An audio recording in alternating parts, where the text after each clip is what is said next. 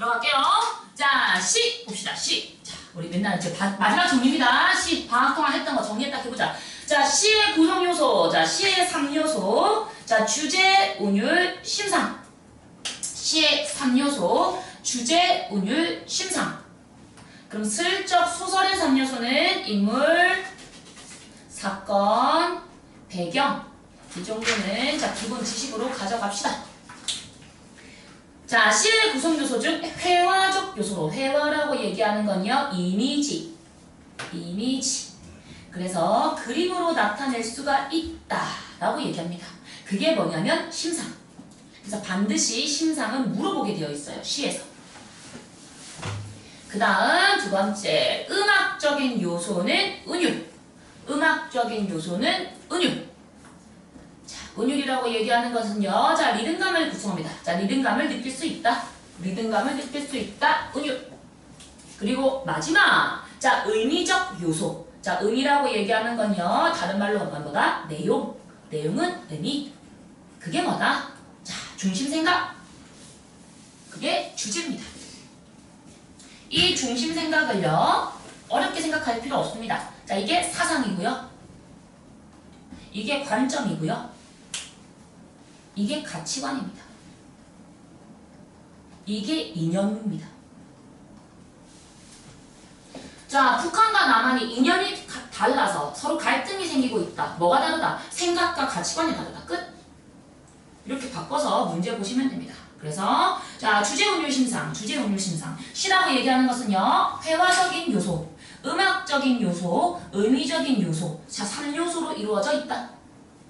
밑에 그 형성 방법은 자, 일정한 규칙에 따라 운율을 나타내는 것을 외형률. 외형률은 뭐가 있다? 반드시 규칙이 있다. 규칙이 있는 게 외형률.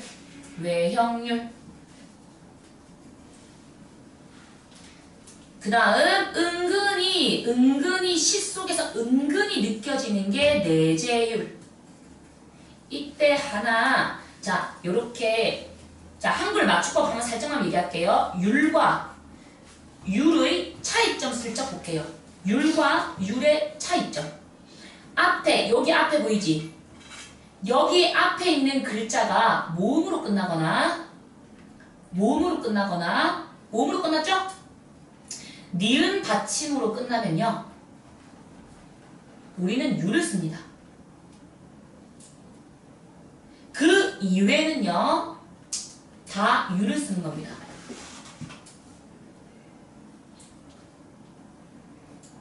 자, 3학년 시험 범위입니다. 슬쩍 한 번만 해놓을게요. 그래서 여러분, 외울 때는요, 내재율, 니은으로 끝난 거 보이죠? 그래서 율, 이렇게 쓰시면 됩니다. 출산,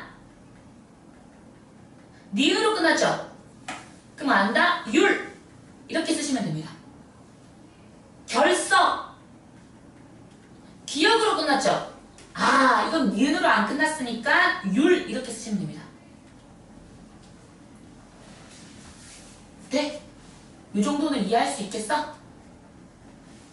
그럽니까? 응. 그래서 하나 슬쩍 해놓을게요. 자, 대부분의 현대시는요, 은율은 주로 시, 어나, 시어 단어나, 문장 구조, 글자 수의 반복을 통해 형성됩니다. 글자 수의 반복을 통해 형성이 됩니다.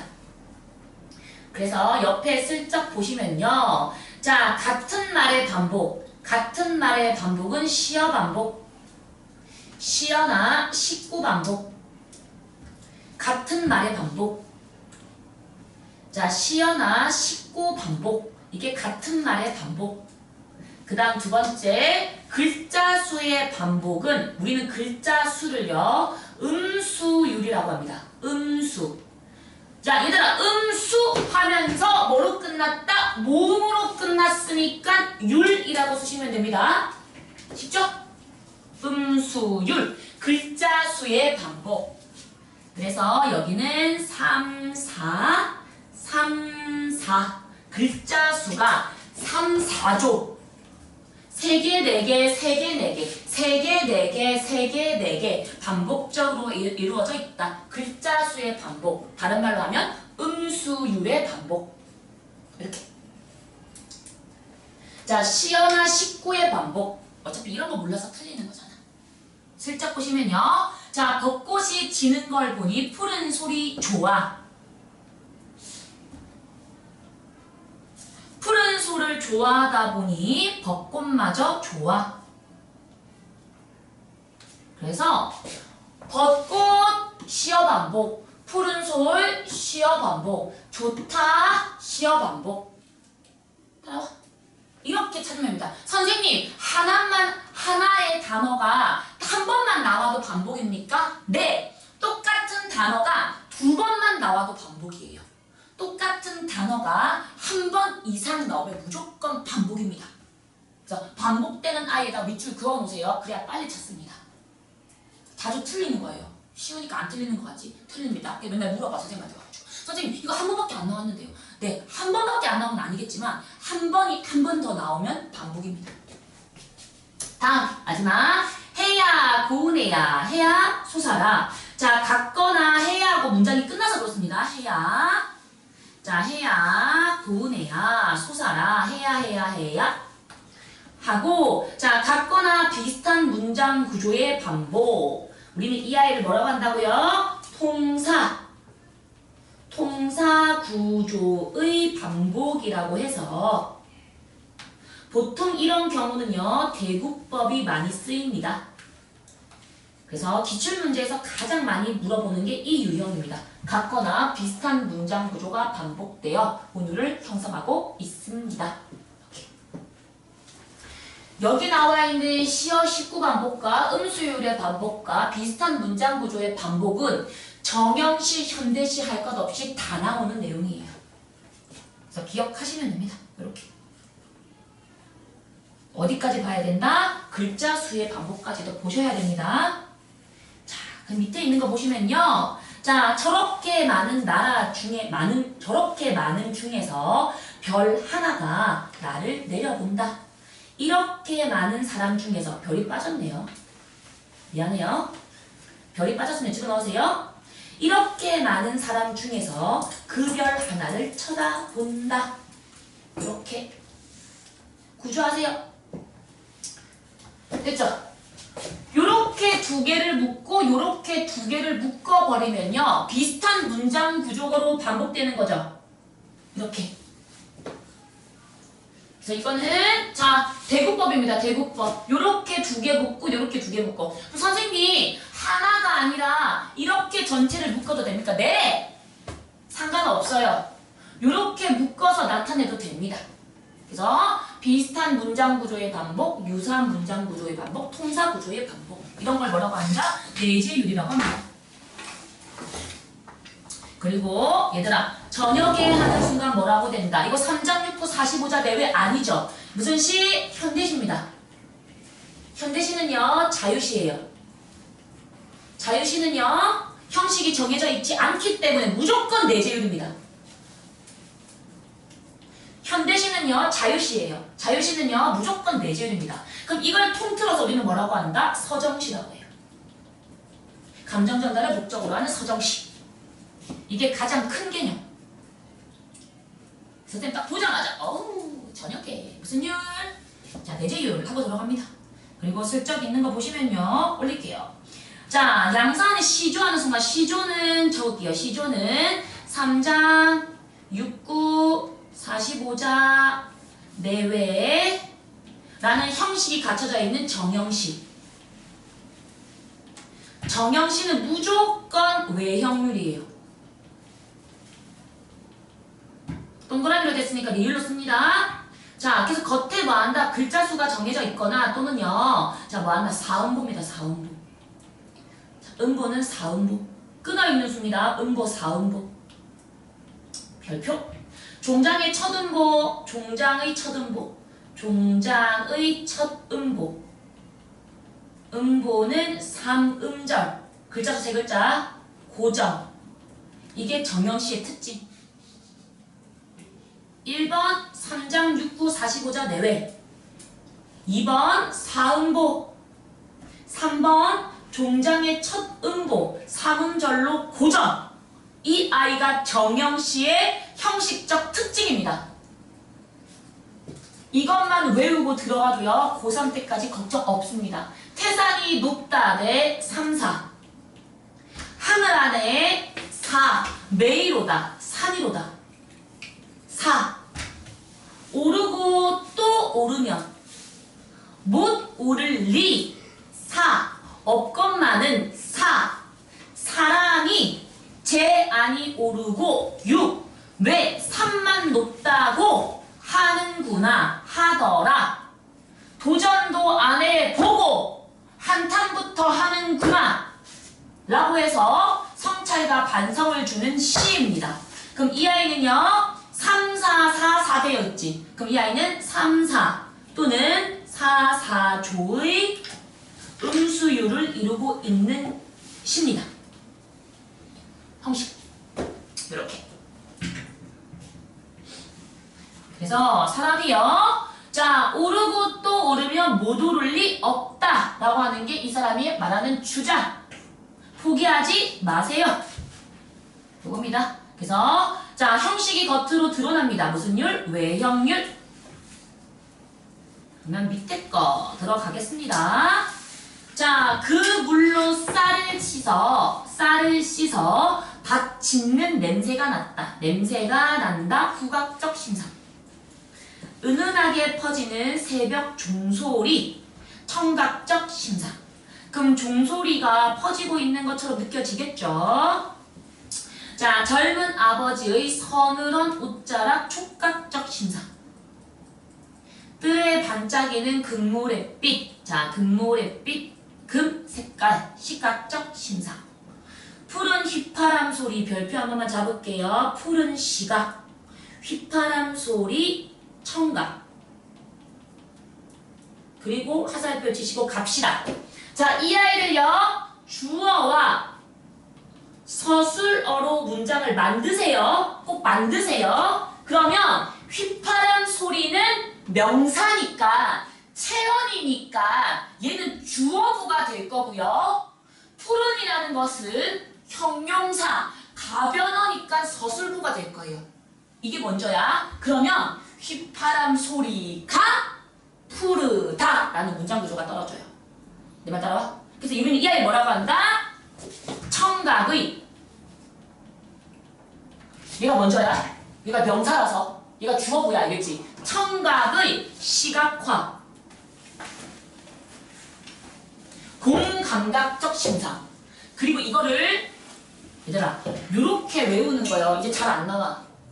미안한데 이거 요즘에 잘 안 나와. 유행이 조금 바뀌었어. 뭐로 나오냐면 얘로 나와. 청각의 시각과 청각의 촉각과 청각의 미각과 이렇게 되어 있고 다음 주 이 아이랑 같은 거 물어본다고. 다 찾아야 돼. 너희가. 그렇게 세분화됐고요. 이제는 이걸 쓰는 게 아니라 화살표 슬쩍 치고요. 감각의 전이라는 말을 써요. 이젠 이렇게 바뀌어. 감각의 전이. 감각이 청각에서 시각으로 전이 바뀌고 있다. 이런 말을 쓴다고요. 감각의 전이가 공감각이라고 오늘 문제를 못 푸는 경우가 있어. 요렇게. 옛날 걸로 보지 말고요. 공각적 심상만 알아요. 이게 아니라 여기까지 가세요. 그래서 선생님 이거 어떻게 바꾸는 거예요? 아, 명사를 주어부, 가변어를 서술부 이렇게 바꾸면 돼. 쉽지? 이게 얼마나 중요한 줄 알겠죠, 얘들아? 가변어. 자, 메마른 입술에 쓰디 쓰다. 자, 입술이 메말랐다, 쓰디 쓰다. 이거 옛날에는요 공감각으로 갔거든요. 알겠지? 메마른 입술이 쓴 거잖아요. 메마른 입술이 쓴 거잖아요. 그럴 때는요, 잘 봐. 메마르다. 얘들 뭐 하는 거지? 메마르다. 심상. 말랐다고. 말랐다고. 미각? 말랐다니까. 촉각. 촉각의 미각화 이렇게 갔거든요. 예전에는 했잖아. 지금 미 아니야. 왜 아니냐면요. 메마른 입술 밑줄. 얘 주어 서술부 아니잖아. 주어 서술부가 아니라 부사어로 됐잖아. 그래서 이거를 각각 따로 봅니다. 그래서 이 아이들 얘들아 그냥 쓰리 쓰다 라고 하고 미각으로 보는 경우가 커요. 요즘에 유행이 좀 바뀌었어. 근데 이걸 옛날에 또 서적을 본 사람들은 이걸 공감각으로 쓰는 경우가 있거든요. 그러니까 이거 나오면은 이거 선생님한테 물어봐야 돼. 내신 내는 사람마다 달라. 다르다. 문제도 달라. 문제 풀었을 때 이 아이 공감각이 예로 쓰는 데도 있고 아닌 경우도 있어. 그러니까 이거는 보고 해라. 보고. 그렇지? 다음 갑시다. 문제 간다. 마지막 정리입니다. 자, 시의 형식상의 종류. 얘들아, 시의 형식을 물어보면요, 요거까지 아셔야 됩니다. 자, 정형시, 자유시, 밑줄, 산문시. 산문시. 수필가의 특징으로 물어보는데요. 산문은요, 줄글입니다. 줄글. 뭐가 없다? 행위는 있지만 연이 없는 거야. 이게 단연시. 쭉 글로 되어 있어. 근데 그 글의 정보 전달이 아니라, 이 글이 정보 전달이 아니라 감정을 전달을 목적으로 하고 있으면 그 아이는 산문시예요. 그래서 우리는 크게 정형시, 자유시, 산문시도 있다. 이 산문시에서 내려오는 게 뭐다? 이렇게 들어가면 되는 거고요. 내용. 그리고 저기 얘기하는 이 산문시는 서사, 이야기 또는 극시를 다룬다라고 보셔도 돼요. 크게. 서사 이야기가 있는 거죠, 얘들아. 이야기. 이야기를 쓰려면요, 시를 산문으로 쓸 수밖에 없겠죠. 가능은 나옵니다. 그리고 크게. 자, 일정한 형식이 있으면 정형식. 감정이나 정서를 바탕으로 하면 서정식. 나지, 몹시, 행과 연의 구분이 없다. 산문처럼 줄글로 된 거. 이것도 산문시가 있다. 그래서 혹시나 시험에 산문시라는 말도 있으니까 이런 거 이따 배영시 깔아보세요. 가끔 물어봐요. 가끔. 그리고 마지막 시어의 특징 들어가죠. 자, 시에서 일반적인 의미 이외의 시인이 만들어낸 새로운 의미를 함축적 의미라고 합니다. 그래서 이거는 비교되는 대상이 뭐다? 일반적인 의미. 일상어. 이렇게. 우리가 쓰는 일상어의 반대말이 함축어예요. 우리가 쓰는 일상어의 반대말이 함축어라고 얘들아. 알겠지? 함축. 함축은 다른 말로 뭐죠, 얘들아? 상징성을 가지고 있는 의미를 함축이라고 얘기를 하는 거겠죠? 네? 이렇게. 자, 그 다음 밑에 거. 시인이 시의 운율을 살리기 위해서. 별표. 뭘 살리기 위해서? 운율을 살리기 위해서. 운율을 살리려고. 그리고 1번. 2번. 의미. 다른 말로 할게요. 의미는 뭐다? 내용. 내용보다 얘들아 주제. 주제는 글쓴이의 생각이나 감정. 그래서 감정을 부각하기 위해서. 두 번째, 의미를 강조한다. 운율을 살리고 의미를 강조한다. 그럼 이 운율은 무슨 기능? 형식상의 기능. 의미는 무슨 기능? 내용상의 기능. 문학의 구성요소는 세 가지다. 내용, 형식, 표현. 이게 문학의 구성요소야. 내용, 형식, 표현.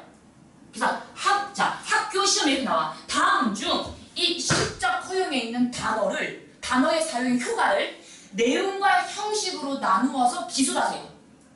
다음 중 시적 허용인 단어가 되나? 다음 중 이 단어의 효과를 내용과 형식에 나누어서 나타내세요. 표현하세요.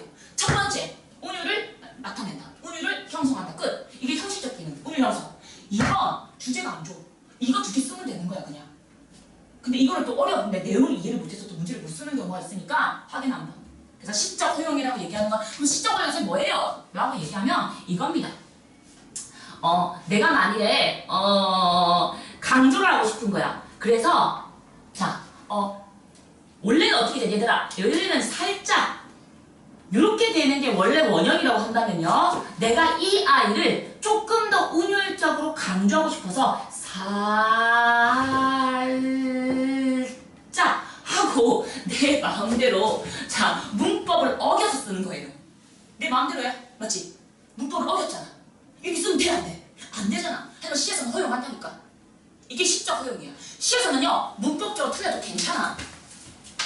왜? 살짝, 얘들아. 살짝 하는 것보다 살짝 하는 게 훨씬 더 많은데 운율을 형성하고 또 의미를 강조할 수 있겠지. 네? 우리 사뿐히 말고 사뿐히 이렇게 할 수도 있잖아. 그럼 이 짝대기는 그어준다고 이렇게. 자, 이겁니다. 시적 어용 단어 외워주시고요. 왜 외워라?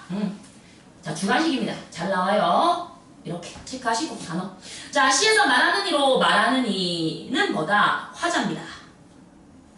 자, 시인이 자신의 생각이나 느낌을 효과적으로 드러내기 위해 자, 일정한 성격과 태도, 목소리를 부여한 시의 장치로서 시의 전체적인 분위기를 형성하며 주제를 효과적으로 표현하는 것이 누구다? 시적 화자입니다. 그래서 얘들아, 시적 화자 나오면 그냥 응 하지 말고요. 주제를 효과적으로 표현하기 위한 게 시적 화자야. 전체적인 분위기를 형성할 수 있는 게 시적 화자라고. 그러면 이게 뭐냐면 작가는 남자야. 남성이야. 그런데 작가의 대리인인 시적 화자는 여성이라고 만들었어. 왜? 그 내용은 즉 내용은 뭐라 해야 되나? 주제. 이별의 정안이야. 이별의 정안을 대하는 자, 태도를 드러내고 싶어. 어떤 태도? 어떤 태도? 슬픈 태도. 즉 애상적인 태도. 즉 소극적 태도. 뭐 이런 거 드러내고 싶다는 거야. 네? 그럼 잘 봐. 남자와 여자가 만나서 헤어지는데 내가 직접 남자야. 남자가 여자의 바짓가랑이를 잡고 가지마 라고 얘기를 해버리면 뭔가 굉장히 남자 입장에서는 이제 자존심이 상하거나 아니면 찌질해 보인단 말이야. 작가가 이렇게 표현하는 것보다는요, 여성으로 나타내는 게 훨씬 더 애절해 보인다는 거야. 누구 생각? 작가 생각. 그래서 시험이 물어봅니다. 작가인 남자가, 이거 진짜 학습활동에 있다. 작가인 남자가 여성을 대리인으로 삼아서 이 글을 쓴 이유는 무엇입니까? 효과는 맞죠? 다시 한 번 더. 주제를 효과적으로 표현하기 위해서. 주제를 효과적으로 표현하기 위해서. 또는요, 전체적인 분위기, 어떤 분위기? 이별의 분위기를 형성하기 위해서 라고 쓰셔야 돼요. 이게 답이에요. 이게 답. 나머지는 게 아니라 오늘 공부한 것만 해도 다 찾을 수 있으니까 한번 확인 겁니다. 근데 하나 더. 작가와 대리인은 와, 완전 다르다. 예전에는 시적 화자는 작가일 수도 있고 아닐 수도 있다가 정답이었어. 언제? 10년 전에. 근데 이제부터는요, 작가와 대리인은 별개야. 다른 사람이라고 바뀌었다. 알겠지? 작가와 대리인은 다르다. 그러면 갈게요. 자, 시에서는요, 작가의 대리인이 누구라고요? 시적 화자죠. 그럼 시적 화자는요, 누구다? 이야기를 전개하는 사람. 내용을 전개하는 사람이 시적 화자. 그럼 가자. 소설에서는 누구예요? 소설에서 이야기를 전개하는 사람이 누굽니까? 안 하면 안 되는데. 얘들아, 소설에서 이야기를 전개하는 사람이 누구예요? 화자 말고 다른 말 바꿔야지. 시 말고 소설에서 서술자. 그렇지. 잘한다. 서술자. 이거야. 이 서술자가 작품 안에 있으면 이거 잘한다. 이게 1인칭. 이 서술자가 작품 밖에 있으면 3인칭.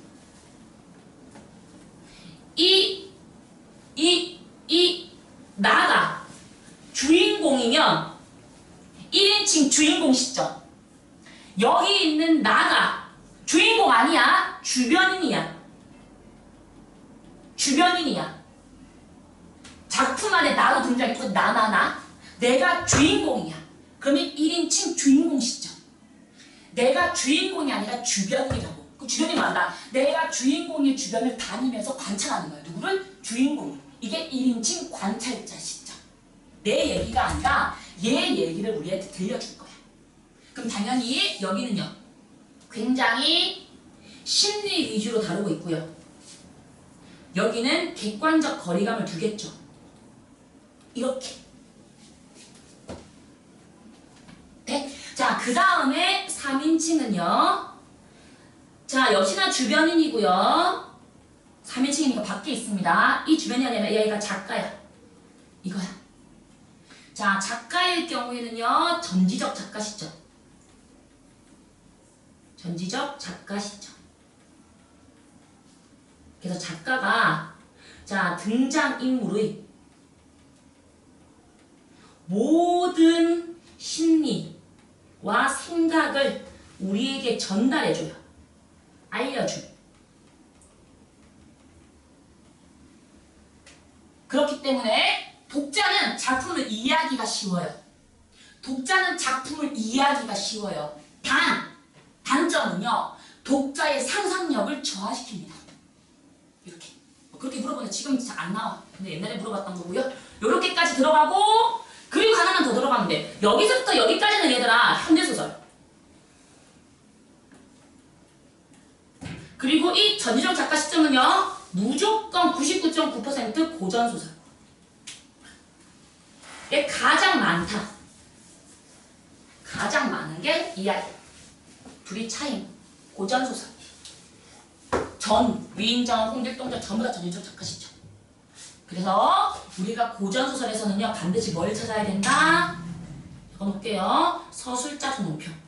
서술자적 논평. 또는 편집자적 논평.